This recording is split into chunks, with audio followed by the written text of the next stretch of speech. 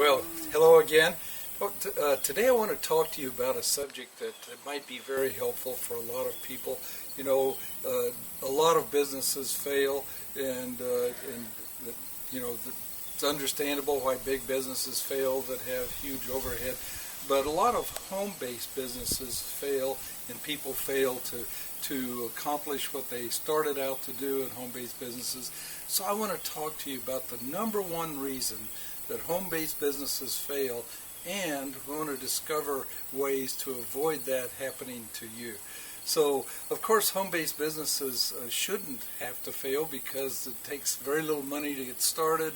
There's no overhead. You don't have to quit your job, or at least there's very little overhead. You don't have to quit your job and start from scratch. So home-based businesses should be able to be something that we could work part-time and build a secure future for ourselves. And yet, again, we see that a lot of people fail. The thing that I've noticed over many years is that when people do fail, they typically never take responsibility for failing. They always shift blame. You know, I didn't get enough support. Nobody liked the products. I couldn't find anybody that could afford the products. Just all kinds of excuses that people make. The company didn't provide enough support, and all of these myriad of excuses that people give for failing. And yet, if you look at those same companies, you'll see that a lot of people in those companies make a lot of money and live wonderful lifestyles. So a lot of times those excuses are just that. They're blame shifting. They're shifting blame to somebody else instead of taking personal responsibility. But nonetheless, that's not new. If you're a reader of the Scripture, you'll see that blame shifting started in the Garden of Eden when Adam and Eve fell, and God asked Adam, "What have you done?" And Adam says, "Well, this woman that you gave me, she gave me and I ate." So he not only blamed his wife, but he also blamed God for having given the wife to him. You selected her, you brought her to me, and she caused me to fail. And of course then God talks to Eve, and Eve says, "The serpent, that serpent that you made, he tempted me and I did eat." So she's actually the first person to say the devil made me do it. So this is really, really old stuff, but we need to break the habit, and we need to really study what it is that causes people to fail, and then make sure that that doesn't happen to us, and take responsibility for everything that has. Every one of us is really a self-made person. It's just that only the wealthy like to brag about it. But people that are in a ditch, the street people and all of that, they're self-made too. We're all an accumulation. Where we are today is an accumulation of all of our thoughts, the way we think, our viewpoint of the world and opportunity, and also the people we hang out with, the books that we read, or lack of reading, that we haven't grown. And so all of us are kind of self-made, but wouldn't it be nice if we could make ourselves more productive, more useful, more helpful, and be able to provide better for our family and loved ones, be able to give hilariously to our churches and ministries that we'd like to support. So that's how important this issue is taking responsibility and really learning what this is all about and what I can do to make sure that I succeed and not end up in the failure pile. So let me just give you a personal example. When I was a young man in my 20s, I was a manager of multiple franchises that were owned by somebody else. They were automotive repair franchises. And so I had a responsible position. I made pretty good money, had a company car and all those things. And I had structure and supervision in my life. I knew what time to be to work, what time to go home. I knew what my job was and what my responsibilities were, and I was accountable to the owner of the franchise, and I knew that I was responsible to perform, and I did a pretty good job of that. Then I joined this network marketing company, and I started working just a few hours each week, and I started making money and then more money, and pretty soon I was making more money in my network marketing company than I was in my full-time job. So naturally I quit. I quit my job. And so now there's no structure in my life, and there's no supervision in my life. I didn't have a boss. I wasn't married back then. And sure enough, I started doing badly. Instead of being up early in the morning and off to work by 7, I'd sleep till 9, 10 o'clock, whatever I felt like, And I was also a young heathen back then, but anyway, I started, I'd get up, read the newspaper in my underwear, and read a book or two, and I really wasn't productive. I wasn't getting much done. And then I got depressed, and when you're depressed, it's even harder to work. And so I was really flaming out, going down the tubes. We had a guy that was the leader of the company in that area. His name was Dick Foster, and he was a tough man. He had been a quarterback for the Memphis State football team. He was a pilot in Vietnam, and he called me up and basically insulted me. He told me, he says, you're failing. You're going down the tubes. And I tried to argue with him and justify myself, but he wouldn't have it. And he finally got me to admit, yeah, you're right. I'm not doing well. My income is shot, and I don't know what's wrong, But he knew what was wrong. He knew exactly what was wrong. The number one reason that people fail is a lack of self-discipline. We work hard for other people, but when we work for ourselves and we don't have any structure, we don't have a job to go to, we don't have a place to report to, a desk to sit at, or we don't have spelled out detailed job description, we don't have a supervisor to correct us and encourage us and tell us what we're doing and what we should do next. And so here we are, we're free, or as networking great Mike Jackson likes to say, that the best thing about network marketing is that you're free. And the worst thing about network marketing is that you're free, because you're free to work, not work, and a lot of times without supervision, without structure in our life, we really fail to perform. In fact, as our own boss, we need to fire ourselves because we're simply not doing adequate work. And that's understandable, and there's some things that we can do to change that. But let me finish the story. Dick Foster made me an offer. He said, listen, if you're willing, I will help you get back on track and start making money again. And so I said, okay, what do I have to do? And he said, here's the deal. You have to meet me Monday through Friday every morning at Denny's restaurant at about 20th and Broadway in downtown Kansas City. And you have to come shaved, showered, and dressed for business.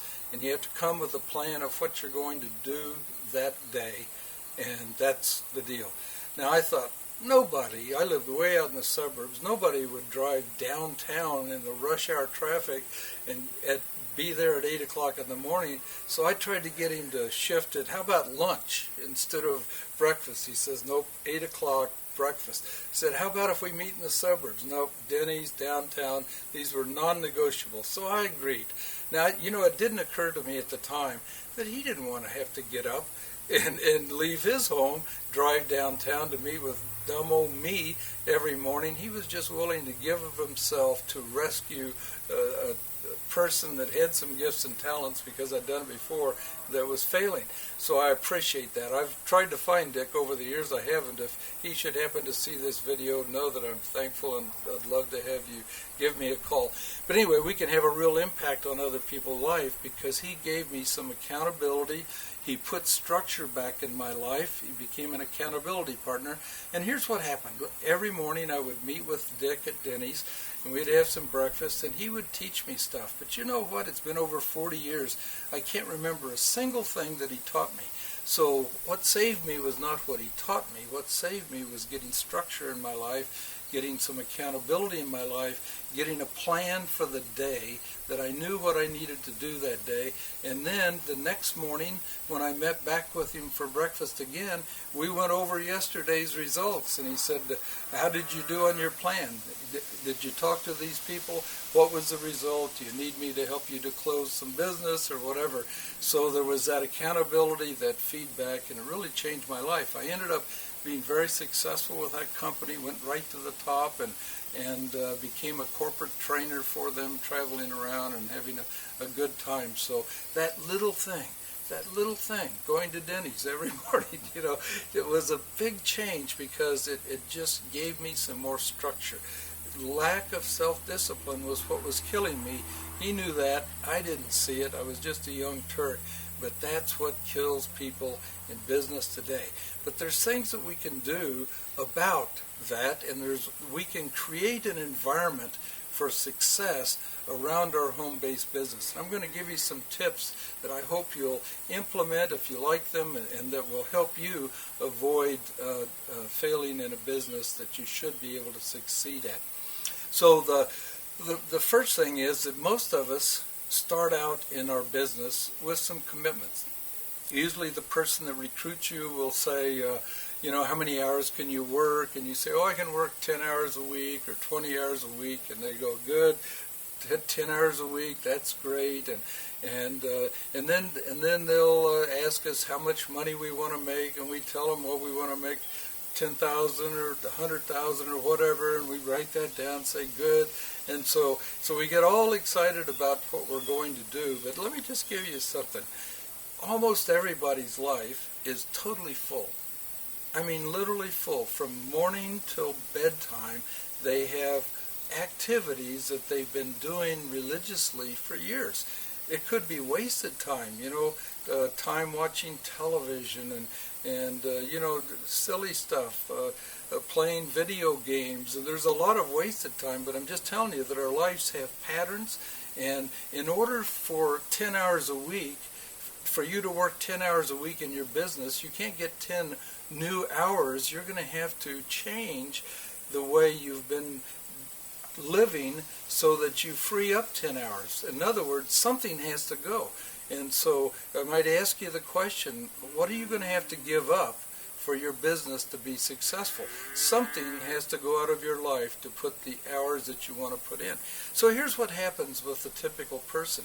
They say they're going to work 10 hours. They say, maybe I'm going to work 2 hours a night, 5 days a week. And that's a reasonable plan, right? But here's what happens. Joe goes off to work, and he works hard, and his job has a lot of pressure, and he fights the freeway home, and when he gets home, he has some dinner, and then there's all those favorite TV shows, and so he plops down on the couch, and next thing you know, it's bedtime. No 2 hours for the business. So, and of course he'll say, I'm too tired tonight, I'll do it tomorrow night. And Sally, housewife, or Sally, the working mom, she comes home from work and she's liable to have children to take care of, and she might need to prepare a meal, and all of these things are going on in her life, and then she's got things that she wants to do. Today we also have new thieves of our time. Facebook, Twitter, email accounts, and all of these things that rob countless hours from our life. Most people could be successful in a business just with the time that they waste on social media, reading emails, searching the internet, and all that. So we have to have some discipline over those things too. And what I suggest is that if you've decided to work 2 hours a night, you determine what those 2 hours are, you determine what days you're going to work, and you plug it in and make sure that during that time, that's what you're doing is working, and that you're not distracted by who's on Facebook and not distracted by other things that pop into your life. Try to set that time aside, and then during that time, do things that produce income. Don't work on loading new software on your computer, setting up your bookkeeping system, but work on things that will actually make a difference. During that time, spend time making contacts, dialing for dollars, talking to people, exposing your business, and that type of thing. It'll really change. You've got to get rid of some bad habits and create some new habits. But once you do that and you start getting some results and some income, you'll be so glad that you did.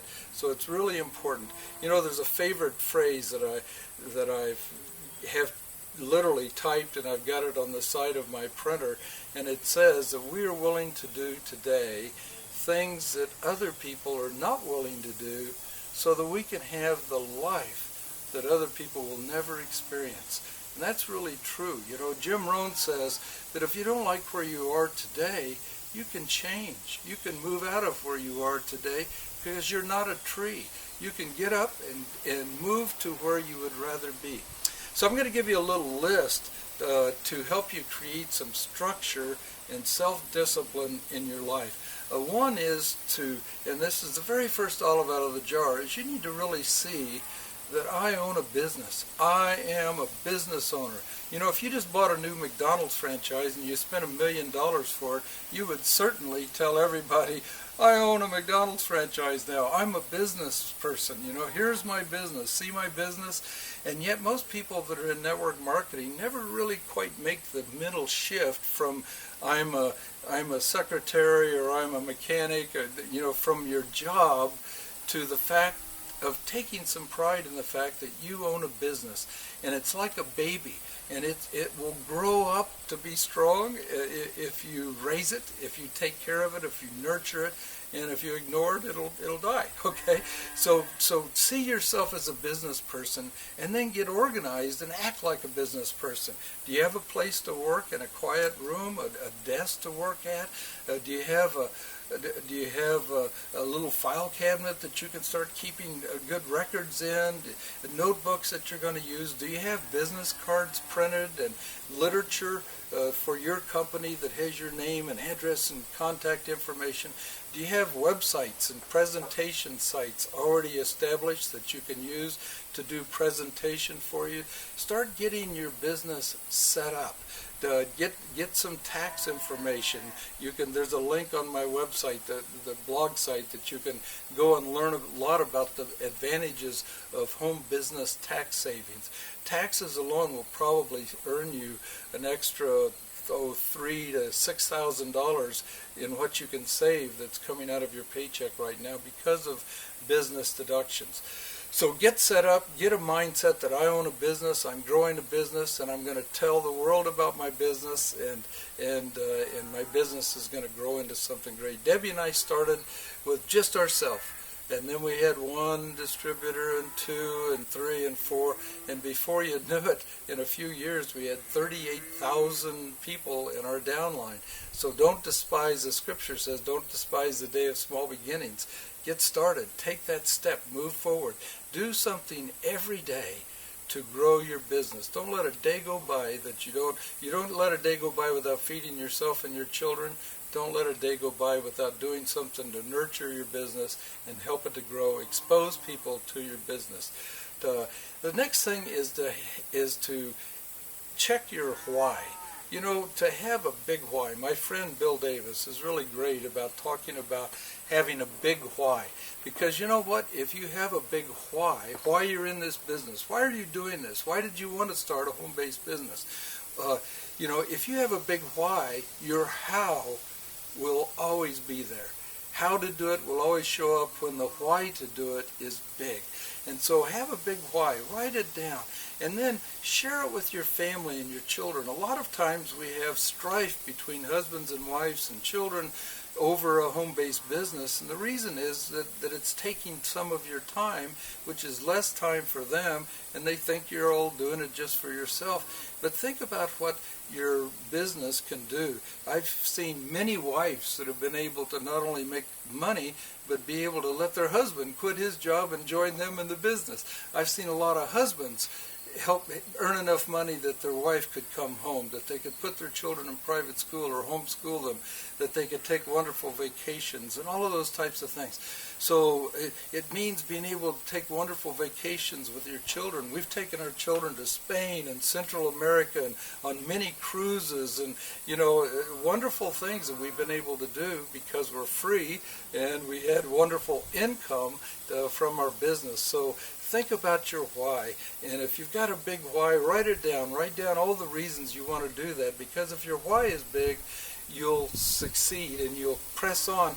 But if your why is small, the first bump on the road, the first criticism will knock you right off the track and you'll fail. To have short-term goals. It's nice to say I want to make $100,000 this year and all of that, but you really have to think of it like losing weight. I've been losing weight. I've lost a lot of it, but if you want to lose 50 pounds, you can't put down on today's things to do list, lose 50 pounds, can you? But 50 pounds in a year, gosh, that's easy. That's 1 pound in a week. okay? That 1 pound in a week, that's a piece of cake.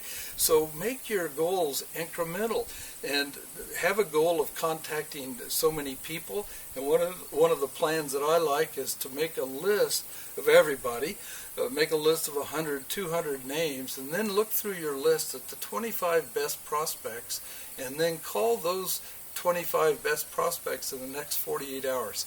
That'll really jumpstart your business if you're just getting started in business. If you're not, you can go back and do that over again. But anyway, have detailed daily plans as part of weekly goals, as part of monthly goals, which become your future. So start with the things that you need to do today, not the things you want to do this year, because this year's not here yet, but today is. Some people say don't ever start the day until it's finished. And what Jim Rohn says when he says that is that you should plan out your work late at night before you go to bed so that you know exactly what you're going to do the next day. So think about things. I use a day timer, a paper day timer. I make lists. I always have 3x5 cards in my pocket. When I think of new things to do, I write it down and then I put it to my list when I'm back to my list. So have short-term goals. Get an accountability partner. When you have an accountability partner that you tell them what you're going to do, and then you get back with them and discuss the results that you had, and of course you can do it mutually with somebody. A lot of times it'll be your sponsor or somebody in your upline that's very successful that's happy to help you, but find an accountability partner like I had with Dick Foster that you're accountable to, that you're responsible to, that you promise to do things, and they're going to hold you accountable that you get it done. I've talked about family support. Last two things is personal growth is so critically important. I read recently that the average boy that finishes high school never reads another book the rest of his life. That's a tragedy. You know, what you are today, or what you're going to be tomorrow, is going to have a lot to do with the books that you read, the CDs and videos, the type of those that you watch, training videos, and also the people you hang out with. Birds of a feather do flock together, and some of us need to leave the flock that we're in, and we need to flock with people that are trying to go where we want to go. Don't hang out with birds that don't want to go anywhere. Hang out with birds that are migratory, that they want to go someplace, go south for the winter, that type of thing that you'd like to do. So do personal growth. Turn your car into what Zig Ziglar called a university on wheels. You know, today I went to town and I listened to a Spanish lesson on the way up and on the way back. I listened to Bible tapes, I listened to Spanish, I listened to all kinds of great motivational teachers and trainers, because, you know, I could listen to the music on my radio. I like music, but that doesn't do anything for me. But if I listen to my Bible, if I listen to Spanish, I learn Spanish. If I listen to good CDs, you know, it's working on my brain so that I'm better today than I was yesterday, and tomorrow I'll be better yet as I continue. So subscribe to good magazines, subscribe to good tapes. Everything you want is probably on the internet. Matter of fact, this website, this blog site is built just for you, so that I can help you with all the information from 40-some years of networking experience that I can share with you. It's all free, so it's just going to be here for a resource for you. So personal growth, hang out with people that want to go where you want to go. And lastly, this, a negative, and that's to expect disappointment and rejection. You know, it's just part of life for anybody that's going to succeed. If you're going to succeed at anything at all, you're going to be turned down. There's a lot of famous people. Matter of fact, almost all the famous people went through rejection. They wrote books that were turned down by dozens and dozens of publishers. Expect rejection in life. People are going to poo-pah what you're doing. I'll give you a couple of examples. I just listened to Dr. Ben Carson say that he grew up in a ghetto with a single mom. They were in poverty, and yet his mom insisted that her children read biographies. And he didn't like that at first, but as he read those biographies, real stories about real people that went through adversity and rejection and trials and attacks and criticism, and yet they made it to the top. That's why they wrote a biography about that person. So that encouraged him to realize that I don't have to stay here. I don't have to stay here in this ghetto like we see people, millions of people just stay there. And he said, I'm not going to stay here. I'm going to be like these people I'm reading about. I'm going to grow. I'm going to get a good education, and I'm going to get out of Dodge. So that's really, really important.